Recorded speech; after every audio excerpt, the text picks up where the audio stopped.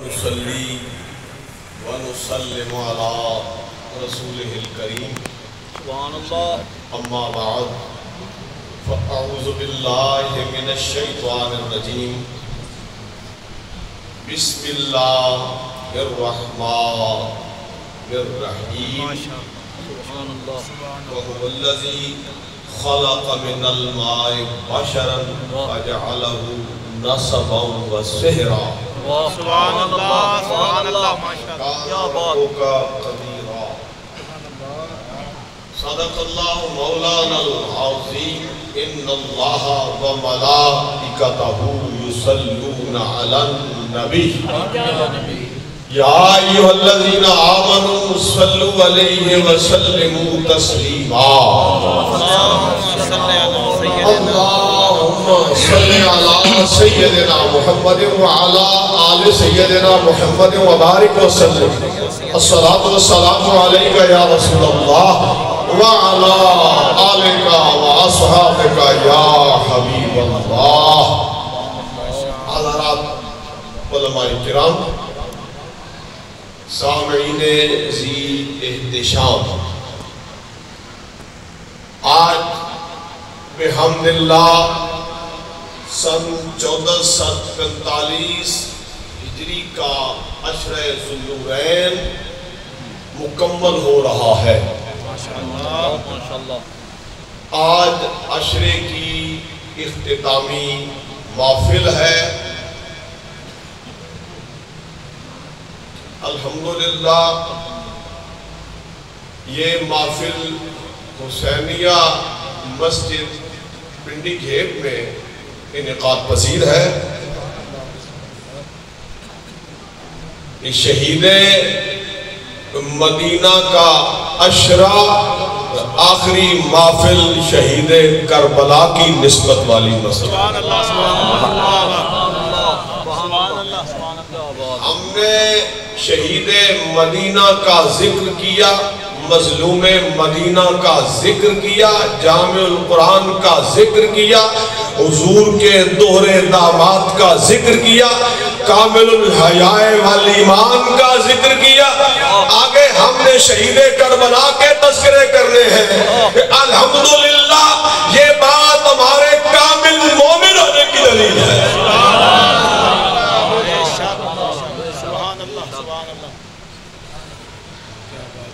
ہم آل و اصحاب دونوں سے پیار کرنے والے ہیں.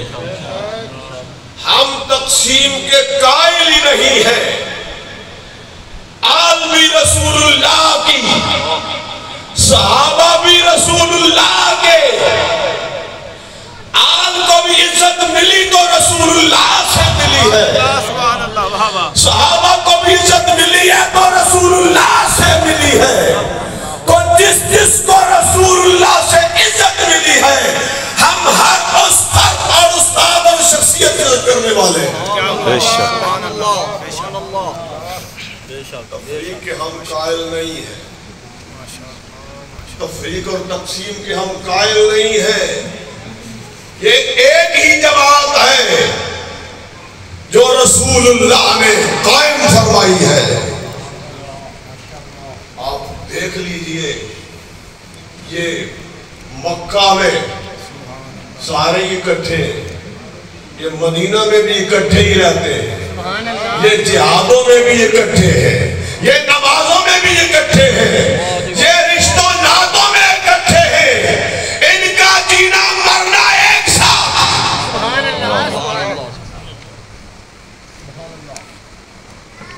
نماز کا وقت ہے تو اکٹھی نماز پڑھ رہے ہیں.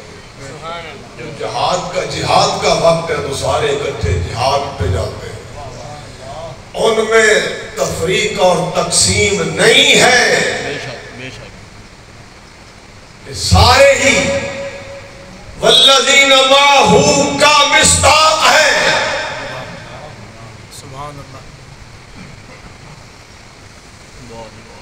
ہر ایک سے رسول اللہ کی صفات کا اور آپ کے کمالات کا اظہار ہوتا ہے. صدیق اکبر رسول اللہ کی صداقت کے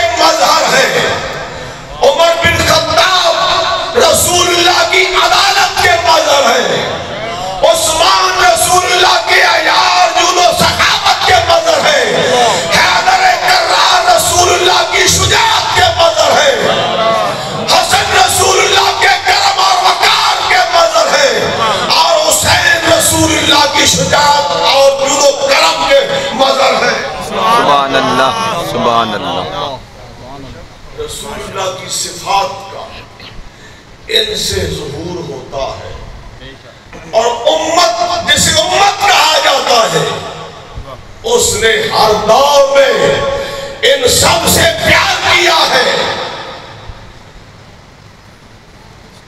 دیکھ لیجئے مولا کائنات کرم اللہ تعالی وجہ کریم کے خطبات پڑھ کے دیکھ لیجئے، آپ اپنی خلافت کی صحت کی دلیل کیا پیش کرتے ہیں؟ حیدر کرار اپنے خلیفہ برحق ہونے کی دلیل کیا پیش کرتے ہیں؟ خطبات پڑھ لیجئے، مولا کائنات فرماتے ہیں کہ لوگوں مجھے انہوں نے خلیفہ بنایا ہے جنہوں نے صدیق و عمر کو خلیفہ بنایا تھا۔ یہ ایک جماعت ہے، دونوں سے پیار کرنا ہے، دونوں کا احترام کرنا ہے، دونوں کا ذکر کرنا ہے، دونوں کا حق ادا کرنا ہے کہ الحمدللہ ہمارے اماموں کے امام الائمہ، کاشف الغمہ، سراج الامہ، امام اعظم ابو حنیفہ رحمت اللہ تعالی علیہ، آپ فرماتے ہیں کہ سنیت یہ ہے کہ ان تفضل الشیخین، ان تفضل الشیخین وتحب الخطنین وتمسح علی الخفین۔ یہ سنی وہ ہے ابو حنیفہ کے نزدیک، ابو حنیفہ جن کی ابتدا، جن کی تقلید اولیاء کر رہے ہیں، داتا صاحب جیسے جن کے مقلد ہیں، حضرت باقی باللہ رحمت اللہ تعالیٰ علیہ فرماتے ہیں میں نے خواب دیکھا، ابو حنیفہ رحمت اللہ تعالیٰ علیہ مجھے خواب میں ملے تو آپ اپنی شام میں قصیدہ پڑھے اور آپ کہہ رہے ہیں اس اشعار کے اندر کہ میری تقلید اولیاء کر رہے ہیں۔ وہ جس کے مقلد داتا صاحب جیسے اکابر امت ہیں، وہ کیا فرما رہے ہیں؟ سنیت کیا ہے؟ صدیق و عمر کو انبیاء کے بعد سب سے افضل ماننا۔ سبحان اللہ۔ وہ جو جاہل گمراہ جسے کچھ پتا نہیں ہے، وہ نادان ایسوں کو نادان کہہ کے بات کرتا ہے، یہ یاد رکھنا ابو حنیفہ رحمت اللہ تعالیٰ علیہ کا سینہ آل بیت کی محبت سے بھرا ہوا تھا۔ بے شک تاریخ پڑھ کے دیکھ لیجئے، امام نفس زکیہ جن کا آل بیت کے ساتھ تعلق ہے، ابو حنیفہ رحمت اللہ تعالیٰ علیہ نے نفس زکیہ کی حمایت کا اعلان کیا۔ آپ نے امام جعفر الصادق رضی اللہ تعالیٰ عنہ سے فیض حاصل کیا اور پھر فرمایا لَوْلَا اسْنَتَانِ لَهَلَكَ النُّعْمَانُ، اگر یہ 2 سال مجھے حضرت جعفر صادق کی خدمت میں رہنا نصیب نہ ہوتا، ابو حنیفہ ہلاک ہو جاتا۔ اہل بیت سے پیار کرتے، ان کا ادب اور احترام کرتے، یہ بات نہیں ہے اہل بیت کا حق تسلیم نہیں کرتے۔ وہ تو فرما رہے ہیں صدیق و عمر کو سب سے برتر ماننا ہے، اور حضور کے 2 دامادوں عثمان و علی سے پیار کرنا ہے۔ سبحان اللہ۔ سبحان اللہ۔ ان تحب القطنین، کہ تو اگر شیخین کو صدیق عمر کو سب سے افضل جانے اور پھر تو عثمان و علی سے محبت کرے تو سچا سنی ہے۔ اگر کہیں بھی تو گڑبڑ کرے، اگر تو ان کی تفضیل کا قائل نہ ہو، تیرا سنیت سے تعلق نہیں ہے۔ اگر تو عثمان و علی سے پیار نہیں کرتا تو پھر بھی تو سنی نہیں ہے۔ دونوں سے پیار کرنا یہ سنیت ہے۔ بے شک بے شک۔ میں نے کال محفل میں بھی یہ بتایا تھا، آپ بھی سن لیجئے، جس کے کان ہیں وہ سنے۔ ہمارے مذہب میں تقیہ نہیں ہے، ہم جس کو دل سے مانتے ہیں زبان سے اسی کی مدح کرتے ہیں۔ بے شک بے شک بے شک۔ ایمان منس حب آل و اصحاب، سبحان اللہ، نصیر الدین شاہ صاحب، واہ واہ سبحان اللہ، ایمان منس کیا بات ہے، ماشاءاللہ، حب آل و اصحاب۔ یہ چھوکرے کہاں سے پیدا ہو گئے فتوے لگانے والے؟ ایمان منس حب آل و اصحاب، لعنت بسر یزید و اتباع یزید۔ ہمارا ایمان آل و اصحاب کی محبت ہے، ہم تقیہ باز نہیں ہیں، جس کو دل سے مانتے ہیں اسی کی عظمت کا زبان سے بیان کرتے ہیں۔ ایسے نہیں ہوگا کہ ہم تقیہ سے کام لیں، دل سے تو نہ مانتے ہو۔ دل سے یہ تو حرکت وہ کرتا ہے تقیہ وغیرہ جو کمزور ہوتا ہے، جو کمزور ہوتا ہے۔ الحمدللہ اہل سنت و جماعت کو 14 صدیوں سے غالب چلے آ رہے ہیں۔ بے شک، سبحان اللہ۔ اور تقیہ تو وہ کرے جو کمزور ہے، جو دبا ہوا ہے۔ غالب جماعت کو تقیہ کی کیا ضرورت ہے؟ بے شک۔ تو ہم آل سے دل سے پیار کرتے ہیں۔ ایمان منس حب آل و اصحاب۔ کئی لوگ ادھوری باتیں کرتے ہیں، پیر صاحب کے وہ کلمات، وہ بیانات جو اہل بیت کی مدح میں ہیں، صرف وہی لے کے پیش کرتے ہیں۔ ان کا سارا کلام پڑھو، ان کے پورے بیانات سنو، تو پھر پتا چلے گا کہ وہ کون سے مذہب کے ترجمان ہیں۔ گولڈا شریف کس فکر کی ترجمانی کرتا ہے؟ پیر مہر علی شاہ صاحب کی تصانیف مبارکہ کس مذہب کی ترجمانی کر رہی ہے؟ اور گولڈا شریف کی مسجد کا محراب کس مذہب کی ترجمانی کر رہا ہے؟ واہ واہ، سبحان اللہ۔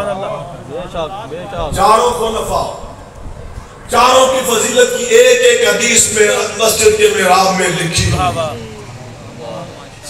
نے یہ اختلاف کیا کہ حق چار یار کا جی یہ نعرہ صحیح نہیں ہے، جی یہ نعرہ صحیح نہیں ہے۔ تمہیں نعرہ سے پتہ نہیں کیا تکلیف ہے؟ نعرہ تو یہ صحیح ہے۔ ہم اسی بات کا اعلان کرتے ہیں، صدیق بھی حق پر، فاروق بھی حق پر ہے، ذوالنورین بھی حق پر ہے، فاتح خیبر علی بھی حق پر ہے۔ بے شک۔ اور یہی بات گولے کی مسجد کا محراب بتا رہا ہے۔ بابو جی نے تعمیر کرائی ہے، وہ گولڑا شریف سنیت کا ترجمان ہے، تفضیلیت کا اس کے ساتھ کوئی تعلق نہیں ہے۔ یہ اہل سنت کا انداز ایسا ہے کہ جس کی بھی مدح کرتے ہیں انتہا پہ جاتے ہیں، دل کھول کے مدح کرتے ہیں۔ ہی پیر صاحب لکھ رہے ہیں اپنی تصنیف شریف راہ و رسم منزلہ میں، نصیر الدین شاہ صاحب لکھ رہے ہیں ایک پلے میں ساری امت کا ایمان رکھا جائے، دوسرے پلے میں ابوبکر صدیق کی وہ دو لفظی تصدیق رکھی جائے، پلہ صدیق کا بھاری۔ سبحان اللہ، سبحان اللہ، ایمان منس حب آل و اصحاب لعنت بسر یزید و اتباع یزید۔ بس مجھے افسوس اسی بات کا ہے کہ ہمارے نوجوان وہ اپنے بزرگوں اپنے علماء کی بات سنتے نہیں اور پھر وہ غیروں کے ہتھے چڑھ کے اپنے عقیدے ضائع کرتے ہیں۔ ابو حنیفہ رحمۃ اللہ علیہ کی فقہ اکبر، امام ابو جعفر طحاوی کا عقیدہ طحاویہ، اور شاہ فخر جہاں خواجہ شاہ سلیمان توسوی کے پیر حضرت شاہ فخر الدین دہلوی رحمۃ اللہ علیہ، ان کی تصنیف شریف عقائد نظامیہ پڑھ کے دیکھ لیجئے، سارے یہی کہہ رہے ہیں انبیاء کے بعد سب سے بڑا ابو بکر ہے، پھر عمر ہے، پھر عثمان ہے، پھر علی۔ سبحان اللہ، میرے نزدیک یہی توشہ عقبہ ہے نصیب، حب اصحاب نبی، الفت اولاد بطول۔ احباب گرامی، کیونکہ عشرے کی یہ آخری محفل ہے، اس لیے اگر تھوڑا سا وقت اوپر لگ جائے تو پریشان نہ ہونا، آپ کا وقت ضائع نہیں ہو رہا ہے، بالکل آپ نماز کے انتظار میں ہیں تو آپ کو نماز میں ہونے کا ثواب مل رہا ہے، اور اتنا بھی لمبا نہیں کروں گا کہ آپ تھک جائیں، 5-10 منٹ اوپر جا سکتا ہوں میں، کیونکہ میں جو آپ تک پہنچانا چاہتا ہوں وہ بات تو میں نے آپ سے تک پہنچانی ہے کہ یہ تو میری تمہیدی گفتگو تھی کہ ہم کس فکر کے ساتھ چل رہے ہیں۔ ہم آل و اصحاب دونوں کے ادب کا پیغام دے رہے ہیں، ہم یہی سبق دے رہے ہیں، یہی درس دے رہے ہیں کہ ہم سنی ہیں نہ ہم رافضی ہیں کہ صحابہ پہ تبرہ کریں، نہ ہم ناسبی و خارجی ہیں کہ آل بیت سے برات کا اعلان کریں۔ الحمدللہ ہم آل و اصحاب سے یکساں محبت کرنے والے ہیں،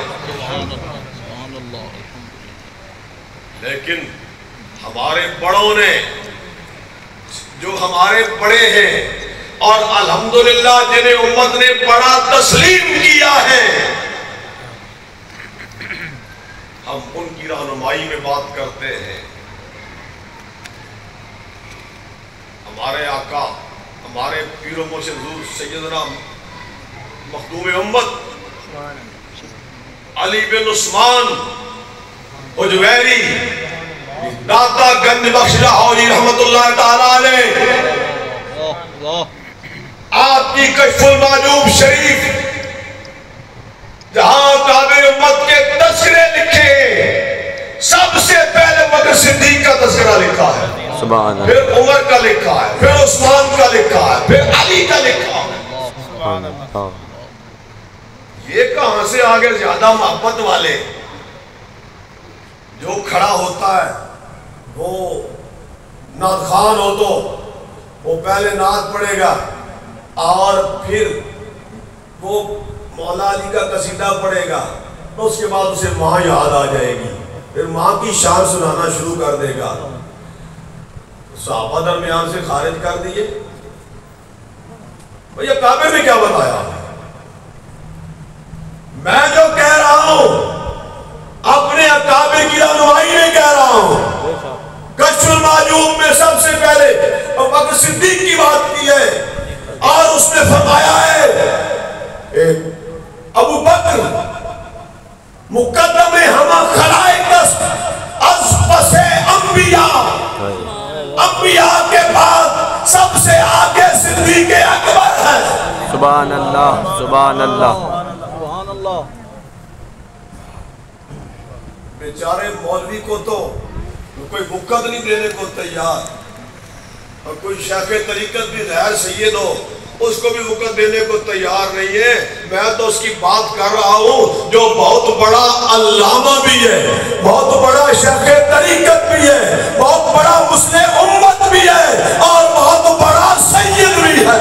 سبحان اللہ، ماشاءاللہ ماشاءاللہ۔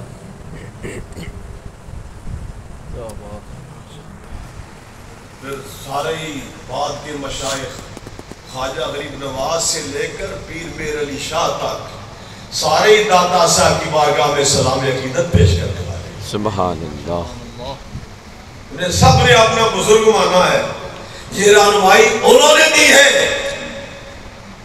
عزیزان محترم، میں نے آیا پڑھی وَوَالَّذِي خَلَقَ مِنَ الْمَاءِ بَشَرًا فَجَعَلَهُ نَسَبًا وَسِحْرًا۔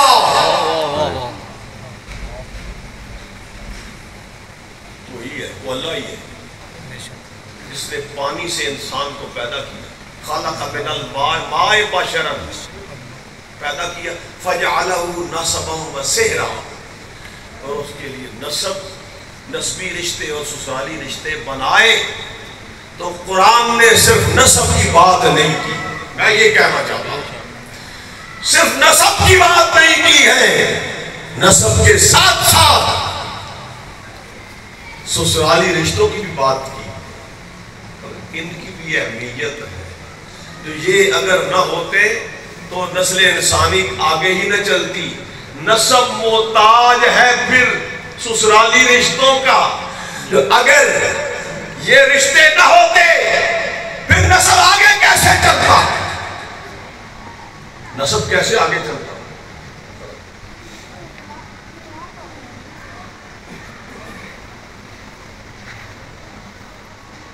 ان رشتوں کی اہمیت ہے نا۔ آدم و حوا دونوں میں نسبی رشتہ نہیں ہے، دونوں میں سسرالی رشتہ ہے، میاں بیوی۔ میاں بیوی بنے تو ساری نسل انسانی کا سلسلہ آگے چلا ہے۔ علی و زہرا کا رشتہ ہوا تو سادات دنیا میں تشریف لائے ہیں، تو نسب کے ساتھ ساتھ سسرالی رشتوں کی بھی اہمیت ہے۔ اس لیے فقط نسب والوں کا احترام نہیں کرنا ہے، رسول اللہ کے ساتھ ان کے سسرالی رشتے ہیں ان کا بھی احترام کرنا ہے۔ بے شک بے شک۔ تو صدیق و عمر دونوں رسول اللہ کے سسر ہیں، یہ سسرالی رشتہ، اور عثمان و علی دونوں حضور کے داماد ہیں، یہ سسرالی رشتہ ہے۔ دونوں کی اہمیت ہے۔ اب بس میں اختتام کی طرف بات کو لا رہا، بات بھی میرے ذوق کے مطابق سنا کر بات سماعت فرمائیں توجہ کے ساتھ۔ اب عثمان کا رشتہ حضور کے ساتھ یہ ایک ایسا رشتہ ہے جس کی مثال نسل انسانی میں نہیں، نسل انسانی میں نہیں۔ عثمان کے سوا کوئی فرد دنیا میں ایسا نہیں ہوا کہ نبی کی دو بیٹیاں یکے بعد دیگرے جس کے نکاح میں آئی ہو۔ سبحان اللہ، سبحان اللہ۔ اسی لیے تو وہ ذوالنورین کہلائے۔ آغاز صاحب نے شعر پڑھا فاضل بریلوی رحمۃ اللہ علیہ کا، اب دونوں شعروں کو ملا کے دیکھ لیجئے کہ تیری نسل پاک میں ہے بچہ بچہ نور کا، تو ہے عین نور تیرا سب گھرانہ نور کا، اے نور کی سرکار سے پایا وہ شعلہ نور کا، ہو مبارک تم کو ذوالنورین جوڑا نور کا۔ سبحان اللہ، سبحان اللہ، ماشاءاللہ، کیا بات ہے۔ دو بیٹیاں کے بعد دیگرے، اب کوئی یہ ایسی بات ہے کہ جی ایک ہی بیٹی تھی، ایک ہی بیٹی، بالکل غلط بات ہے، یہ ان کے نزدیک بھی غلط ہے، ان کے نزدیک بھی یہ بات غلط ہے، کتابوں میں سب لکھا ہوا ہے، بالکل لکھا ہوا ہے کتابوں میں. یہ جو عوام کو مغالطے دیتے ہیں، اپنی بیٹیاں حضور کی 4 ہیں، اور چاروں کے باپ محمد الرسول اللہ، چاروں بیٹیوں کی ماں خدیجہ الکبریٰ، سبحان اللہ. جس بدن میں فاطمہ زہرا رہی ہے اسی بدن میں زینب رقیہ ام کلثوم رہی ہے، اور جس سینے سے فاطمہ زہرا نے دودھ پیا ہے اسی سینے سے زینب رقیہ ام کلثوم نے دودھ پیا ہے. سبحان اللہ. نعرہ تکبیر، نعرہ رسالہ، یا رسول اللہ، نعرہ تحقیق، نعرہ تحقیق، نعرہ تحقیق، نعرہ حیدری. جس ماں نے فاطمہ زہرا کو لوریاں دی ہیں سبحان اللہ، اسی ماں نے زینب رقیہ ام کلثوم کو لوریاں دی ہیں. ارے رافضی تو اتنا فرق کرے کہ ان کے وجود کا ہی انکار کرے، سنی مسلمان تو 4 کا ماننے والا ہے. واہ واہ سبحان اللہ. ہم یہ مانتے ہیں فاطمہ زہرا سیدۃ نساء اہل الجنہ،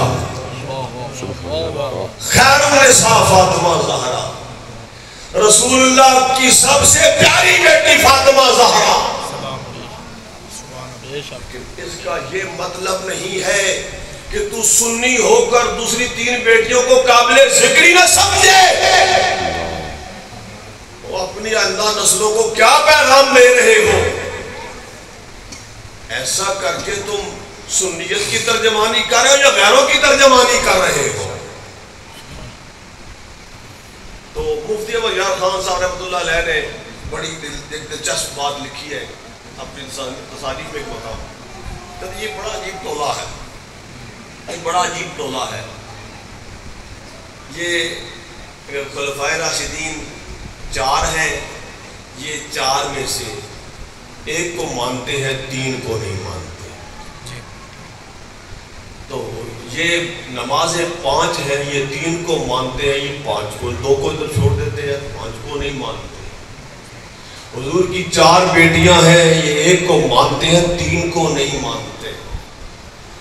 یہ تقسیم اس طرح کی تفریق اور تقسیم کرتے ہیں. یہ مقبولان بارگاہ کے ساتھ دل سے محبت نہیں کرتے، آل سے دل سے محبت کرتے ہوتے تو پھر میدان کربلا کے سب شہیدوں کے تذکرے کیے جاتے ہیں. اور یہ تو میں سالہ سال سے چیلنج دے کے بتا رہا ہوں، میں فریقین کی کتابوں سے دکھا سکتا ہوں کہ کربلا کے شہیدوں میں ابو بکر، عثمان اور عمر نام کے شہید موجود ہیں. یہ ان شہیدوں کا ذکر کیوں نہیں کرتے؟ غازی عباس کا تو کرتے ہیں. تو کیا غازی عثمان نے بے وفائی کی حسین کے ساتھ؟ سنیں یہ آپ کو میں بتاتا ہوں، الارشاد میں یہ لکھا ہے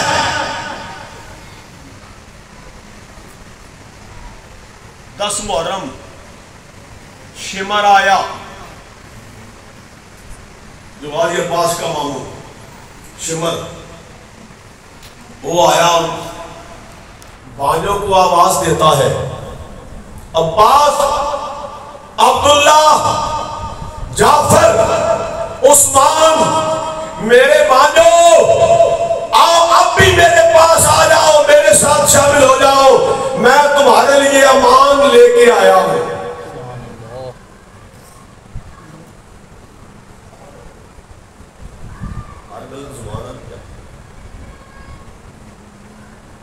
شمر کی بات میں کیا سبحان اللہ کہنا ہے؟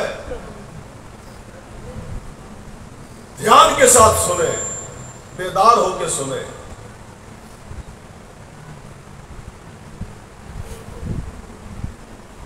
الارشاد 12 اماموں کی سیرت پر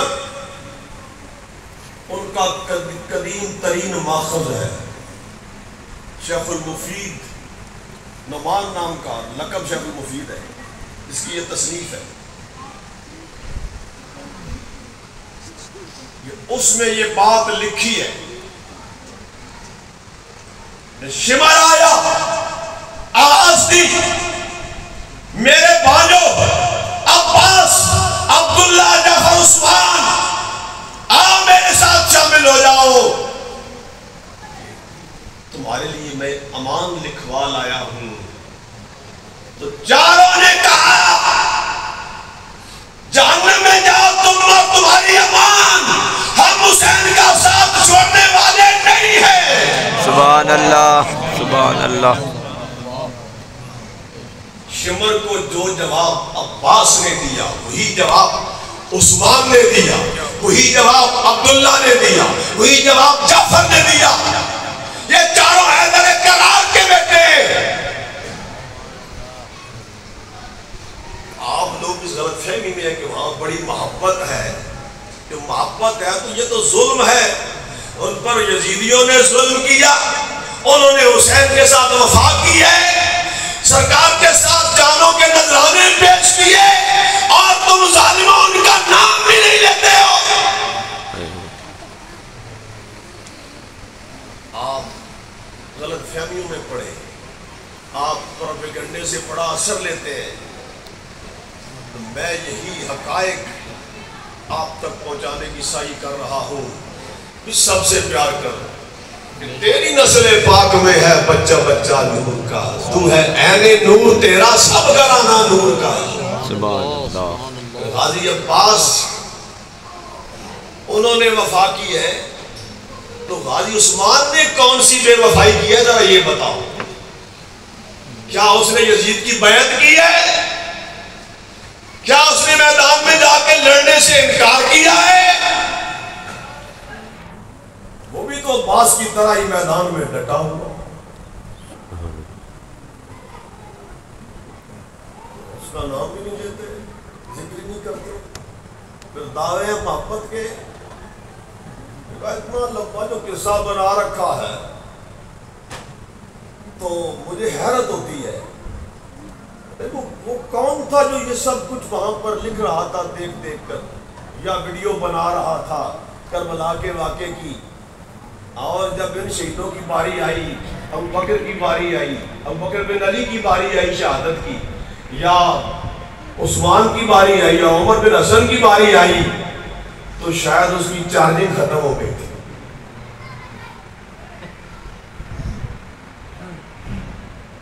یہ جو اتنے قصے بنا لیے، ان کی کیوں نہیں بنا رہے تھے؟ یہ اگر ان کے بھی قصے یوں سنائے کہ ابو بکر بن علی نے اگر 10 محرم کو ذاکر صاحب یہ بیان کر دیں تو پھر پیچھے بچتا کیا ہے کہ عمر بن حسن نے یوں داد شجاعت دی ہے، عثمان بن علی نے یوں لڑتے لڑتے گردن کٹائی ہے۔ اگر یہ بیان کرے تو پیچھے بچتا کیا ہے؟ پیچھے بچتا کچھ نہیں، اس لیے یہ زیادتی اور ظلم اور بے وفائی ان شہیدوں سے کی جا رہی ہے۔ لیکن الحمدللہ ہم تو سنیں، ہم تو ہر ایک سے پیار کرتے ہیں، ہر ایک کا حق تسلیم کرتے ہیں، تو اللہ ہمیں اسی عقیدے پہ قائم رکھے۔ آپ آبی جانی میں نے جو باتیں کی ہیں میں آپ کو کتابوں سے دکھانے کے لیے تیار بیٹھا ہوں، یہ نہیں ہے کہ میں یہاں سے تقریر کر کے تو میں یہاں سے دور چلا جاؤں گا، نہ جناب، میں خود ذمہ دار ہوں۔ یہ باتیں کتابوں میں لکھی ہیں اور میں سالہ سال سے بیان کر رہا ہوں، لیکن اس کا جواب کوئی نہیں دے سکا آج تک، اور انشاءاللہ کبھی دے بھی نہیں سکیں گے کہ مولا علی نے انتظام ہی ایسا فرما دیا۔ بیٹوں کے نام رکھ کے ان بزرگوں کے ناموں پر سرکار نے ہمارے ایمان کی حفاظت فرما دی۔ احباب گرامی، آج کی محفل کا جنہوں نے اہتمام کیا، حافظ عرفان صاحب